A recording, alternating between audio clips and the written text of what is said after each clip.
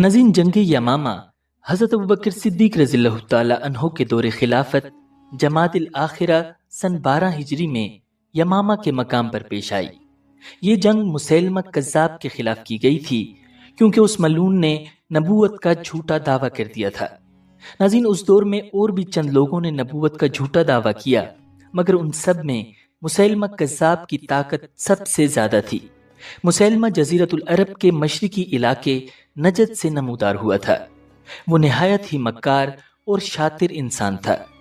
मीठी मीठी बातों और खूबसूरत वादों से लोगों का दिल जीतना उसके बाएं हाथ का काम था। वो अपने यहाँ मुसलमानों की तरह अजान और नमाज का एहतमाम भी कराता था। बनु हनीफा का सारा कबीला उसके गिर्द जमा हो गया था। यमामा के इलाके को अपना मरकज बनाकर उसने उसे मक्का मुकर्रमा की तरह हरम करार दे दिया था। नाज़रीन, वो मलून कुरान मजीद के उसलूब से मिलती जुलती आयात बनाने की भी नाकाम कोशिश करता रहता था। उसकी मन घड़त आयात कुछ इस किस्म की थीं। कसम है बकरियों और उनके रंगों की, उनमें से काली बकरियां और उनका दूध सबसे अजीब तरीन चीज है। बकरियां काली और दूध सफेद, ये बड़ी अजीब बात है। यकीनन लस्सी हराम कर दी गई है, तो तुम्हें क्या हुआ है कि तुम दूध के साथ खजूरें नहीं खाते? नज़ीन, मुसैलमा के पैरोकार इस किस्म की अजीब व गरीब आयतों को बड़े शौक से सुनते थे। उनमें से ज्यादातर लोग जानते थे कि ये झूठा नबी है, मगर नस्ली तासुब ने उन्हें गुमराह कर दिया था। ये लोग अरब के मशहूर कबीले रबिया की शाख थे, जो जमाना दराज से कबीला मुजर के मुखालिफ थे, जबकि कुरैश, जिनसे नबी अकरम सल्लल्लाहु अलैहि वसल्लम का नस्बी ताल्लुक था, कबीला मुजर ही की शाख थे। रबिया वालों को हसद था कि नबी आखिरुज़्ज़मा कबीला मुजर में क्यों पैदा हुआ। अब जबकि उनके एक फर्द ने नबूवत का दावा कर दिया था, तो उन्हें बदला लेने का गोया बहाना हाथ आ गया था। नज़ीन, उनका नस्ली तासुब इस कदर बड़ा हुआ था कि जब मुसैलमा के एक पैरोकार से पूछा गया कि क्या वो वाकई ये अकीदा रखता है कि मुसैलमा नबी है, तो उसने जवाब दिया, मैं जानता हूं कि मोहम्मद सल्लल्लाहु अलैहि वसल्लम सच्चे नबी हैं और मुसैलमा झूठा, मगर मुझे मदीना के सच्चे नबी से यमामा का झूठा नबी ज्यादा पसंद है। नज़ीन, मुसैलमा की ये ताकत उस वक्त और बढ़ गई जब झूठी नबिया सज्जाह अपने लाओ लश्कर के साथ यमामा पहुंची और मुसैलमा से आमने सामने बातचीत की। मुसैलमा ने उसे सब्ज बाग दिखाया कि वो दोनों मिलकर अरब को फतह करेंगे। सज्जाह न सिर्फ आमादा हो गई, बल्कि इत्तिहाद को मजबूत करने के लिए उसने मुसैलमा की तरफ से रिश्ते की पेशकश भी मंजूर कर ली। शादी के बाद जब सज्जाह वापस अपने लश्कर में आई, तो उसके अकीदतमंदों ने पूछा, आपको मेहर में क्या दिया गया? वो बोली, कुछ भी नहीं। वो बिगड़ कर बोले, वापस जाइए और कुछ मेहर लेकर आइए। सज्जाह ये मुतालबा लेकर अपने फरेबी शोहर के पास गई, तो उसने बड़ी बेनियाजी से कहा, अपनी कौम में ऐलान करा दो कि मुसैलमा ने उनके जिम्मे से 2 नमाजें माफ कर दी हैं, फजर और इशा। सज्जाह के पैरोकार इस अनोखे मेहर से बड़े खुश हुए कि 2 नमाजों से जान छूट गई। वो दिलो जान से सज्जाह के साथ साथ मुसैलमा के भी गुण गाने लगे। नज़ीन, मुसैलमा पूरी तरह मदीना मुनव्वरा की इस्लामी रियासत को मिटाने के लिए आमादा था। उसकी इस इस्लाम दुश्मनी का ये आलम था कि आते जाते और आसपास से गुजरते हुए हर मुसलमान को पकड़ लेता और जबरदस्ती अपना कलमा पढ़वाने की कोशिश करता। जो ना मानता उसे कत्ल कर देता। एक सहाबी हजरत अब्दुल्ला बिन वहब रज़ियल्लाहु ताला अन्हु का गुजर उस तरफ से हुआ, तो मुसैलमा ने उन्हें भी गिरफ्तार कर लिया और अपना कलमा पढ़ने पर मजबूर किया। हजरत अब्दुल्ला रज़ियल्लाहु ताला अन्हु ने कुरान मजीद की दी गई रुख्सत से फायदा उठाते हुए सिर्फ ज़बानी इकरार कर लिया। चुनांचे मुसैलमा ने उन्हें कत्ल करने के बजाय कैद कर दिया। नाज़रीन, मशहूर दलेर सहाबिया हजरत उम्मे अम्मारा रज़ियल्लाहु ताला अन्हा के बेटे हजरत हबीब बिन ज़ैद रज़ियल्लाहु ताला अन्हु को भी मुसैलमा ने गिरफ्तार कर लिया था। उनकी मुसैलमा से तकरार हुई। मुसैलमा उन्हें कहता, क्या तुम गवाही देते हो कि मोहम्मद अल्लाह के रसूल हैं? वो कहते, हाँ बिल्कुल। मुसैलमा पूछता, और क्या तुम ये गवाही देते हो कि मैं अल्लाह का रसूल हूँ? وہ انجان بن کر کہتے، مجھے کچھ سنائی نہیں دے رہا۔ مسیلمہ ان کا ایک ایک عضو کٹواتا چلا گیا، مگر وہ آپ صلی اللہ علیہ وسلم کی ختم نبوت کے برملا اظہار سے باز نہ آئے، اور اس طرح شدید ترین اذیتیں سہتے ہوئے شہید ہو گئے۔ ناظرین، ایسے ظالم و جابر اور شاطر دشمن کے فتنے کو مٹانے کے لیے حضرت ابوبکر صدیق رضی اللہ تعالی عنہ نے 2 لشکر بھیجے تھے۔ پہلا لشکر حضرت اکرمہ بن ابی جہل رضی اللہ تعالی عنہ کی قیادت میں گیا تھا، اور دوسرا لشکر حضرت شرحبیل بن حسنہ رضی اللہ تعالی عنہ کی کمان میں۔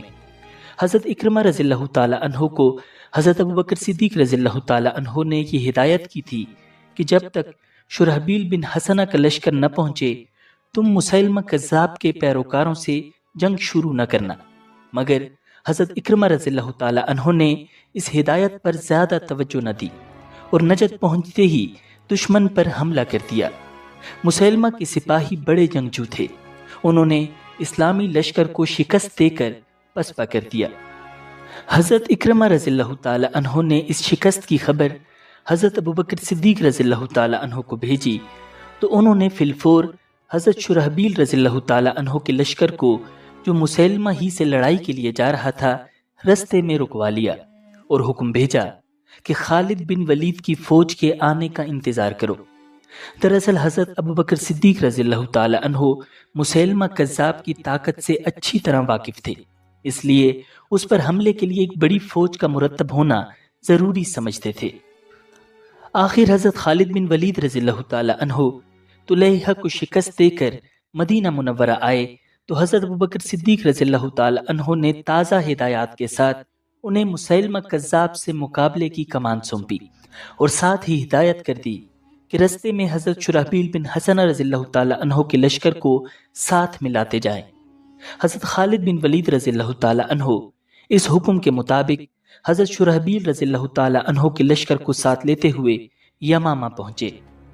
ناظرین، مسیلمہ کے ہاتھوں شہید کیے جانے والے حضرت حبیب بن زید رضی اللہ تعالی عنہ کی والدہ حضرت ام عمارہ رضی اللہ تعالی عنہ بھی اپنے دوسرے بیٹے حضرت عبداللہ بن زید رضی اللہ تعالی عنہ کے ساتھ اس لشکر کشی میں شریک تھیں۔ لشکر کی آمد کی خبر سن کر مسیلمہ کذاب بنی حنیفہ کے 40,000 مسلح افراد کے ساتھ اقربہ کے میدان میں صف بندی کر چکا تھا۔ مسلمانوں کے پہنچتے ہی شدت کی جنگ چھڑ گئی۔ بنی حنیفہ اپنے جھوٹے نبی اور قومی حمیت کی خاطر غیر معمولی جوش و جذبے سے لڑ رہے تھے۔ مسلمانوں کو اتنی سخت مزاحمت کا پہلے کسی جنگ میں تجربہ نہیں ہوا تھا۔ کئی نامور صحابہ کرام یکے بعد دیگرے شہید ہو گئے۔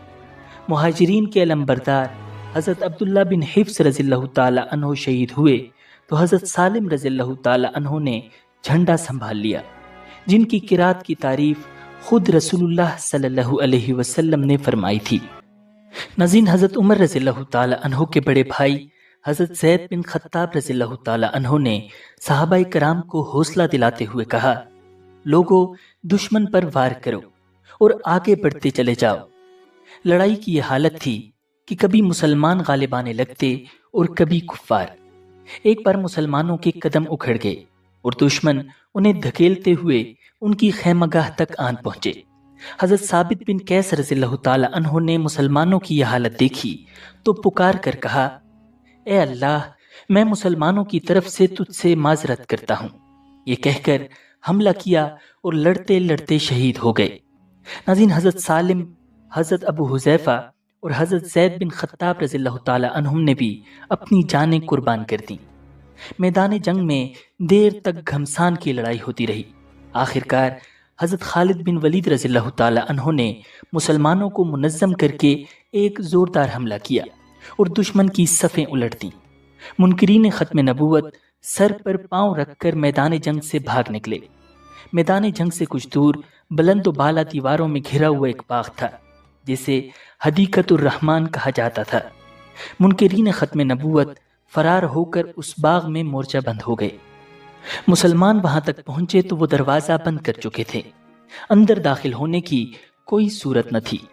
حضرت انس بن مالک رضی اللہ تعالی عنہ کے بھائی حضرت برار رضی اللہ تعالی عنہ نے یہ منظر دیکھ کر اصرار کیا کہ انہیں اچھال کر باغ میں ڈال دیا جائے، تاکہ وہ اندر سے دروازہ کھول دیں۔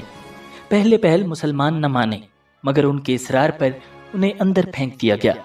وہ لڑتے بھڑتے دروازہ کھولنے میں کامیاب ہو گئے۔ تب تک انہیں 80 سے زائد زخم لگ چکے تھے۔ اب مسلمان ایک ریلے کی طرح اندر گھسنے لگے۔ ناظرین، دشمنوں نے انہیں روکنے کی جان توڑ کوشش کی۔ اسی کشمکش میں حضرت ابو دجانہ رضی اللہ تعالی عنہ باغ کے دروازے پر شہید ہو گئے۔ حضرت ام عمارہ اور ان کے صاحبزادے حضرت عبداللہ بن زید رضی اللہ تعالی عنہما مسیلمہ کذاب کی تلاش میں دشمنوں کو چیرتے ہوئے باغ میں داخل ہونے لگے۔ اس دوران ایک شخص نے حضرت ام عمارہ رضی اللہ تعالی عنہ کا ہاتھ کاٹ ڈالا، جو پہلے ہی تلوار اور نیزوں کے 9 زخم کھا چکی تھی، مگر اس کے باوجود یہ بلند ہمت خاتون آگے بڑھتی چلی گئی۔ ناظرین، بنو حنیفہ کا سالار محکم مرتدین کو حوصلہ دلا رہا تھا۔ حضرت عبد الرحمن بن ابی بکر رضی اللہ تعالی عنہ نے تاک کر ایسا تیر مارا کہ حلق سے پار ہو گیا۔ آخر دشمنوں کا حوصلہ ٹوٹ گیا۔ مسلمانوں نے انہیں تلواروں کی نوک پر رکھ لیا۔ دشمن مایوس ہو کر باغ سے فرار ہونے لگے تو مسلمانوں نے تعاقب کیا۔ مسیلمہ کذاب بھی مفرورین کے ساتھ بھاگنے کی کوشش کر رہا تھا، مگر وحشی بن حرب رضی اللہ تعالی عنہ گھات میں تھے۔ ناظرین، حضرت وحشی رضی اللہ تعالی عنہ غزوہ احد میں حضرت حمزہ رضی اللہ تعالی عنہ جیسے عظیم شخص کے قتل کے بدلے بڑی نیکی کے طور پر اس بدترین انسان کو قتل کرنا چاہتے تھے۔ انہوں نے اپنے روایتی انداز میں ایسا برچھا مارا کہ ملعون گھائل ہو کر وہیں گر پڑا۔ اسی لمحے حضرت ام عمارہ رضی اللہ تعالی عنہ کے بیٹے حضرت عبداللہ بن زید رضی اللہ تعالی عنہ نے تلوار کا وار کر کے اس کا کام تمام کر دیا۔ ناظرین، اس ہولناک جنگ میں مدینہ کے مہاجرین و انصار میں سے 360 صحابہ کرام نے جام شہادت نوش کیا، جن میں سے 35 بڑے نامور قاری اور حافظ قرآن تھے۔ دشمن کے 7000 افراد میدان جنگ میں، 7000 باغ میں اور تقریباً اتنے ہی فرار ہوتے ہوتے مارے گئے۔ ناظرین، جنگ یمامہ سن 11 ہجری کے آخر میں پیش آئی تھی۔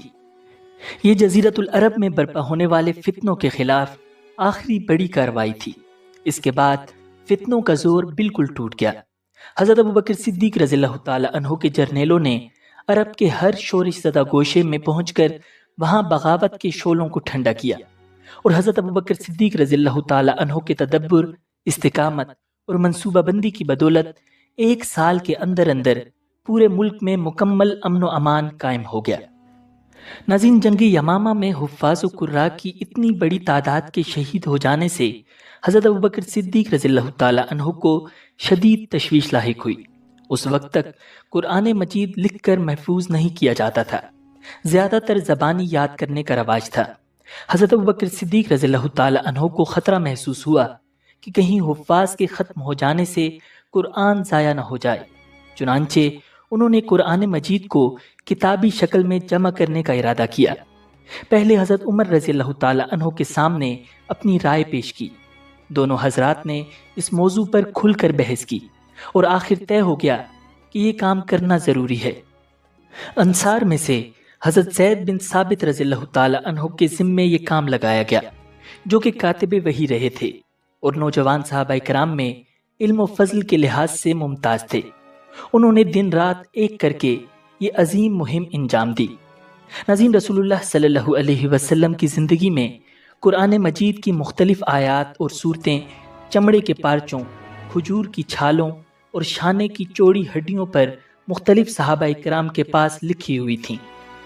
حضرت زید بن ثابت رضی اللہ تعالی عنہ نے ان تمام تحریری وسائل اور حافظوں کی یادداشت کو بروئے کار لا کر ایک مکمل محفوظ نسخہ تیار کیا، جو حضرت ابوبکر صدیق رضی اللہ تعالی عنہ کے پاس رکھ دیا گیا۔ ناظرین، یہی نسخہ بعد میں خلیفہ دوئم حضرت عمر فاروق رضی اللہ تعالی عنہ اور پھر ان کی شہادت کے بعد ان کی صاحبزادی ام المؤمنین حضرت حفصہ رضی اللہ تعالی عنہ کے پاس رہا تھا۔ حضرت عثمان رضی اللہ تعالی عنہ کے دور میں جب یہ شکایت ملی کہ دور دراز کے علاقوں میں لوگ قرآن مجید کی قرات میں اختلافات کا شکار ہو رہے ہیں، تو اسی نسخے کو دوبارہ حضرت زید بن ثابت رضی اللہ تعالی عنہ کے حوالے کیا گیا، اور انہوں نے قرآن مجید کے ماہر صحابہ کی ایک جماعت کے ساتھ مل کر اس اصل نسخے سے مختلف نسخے تیار کر کے پورے عالم اسلام میں ان کی اشاعت کرائی۔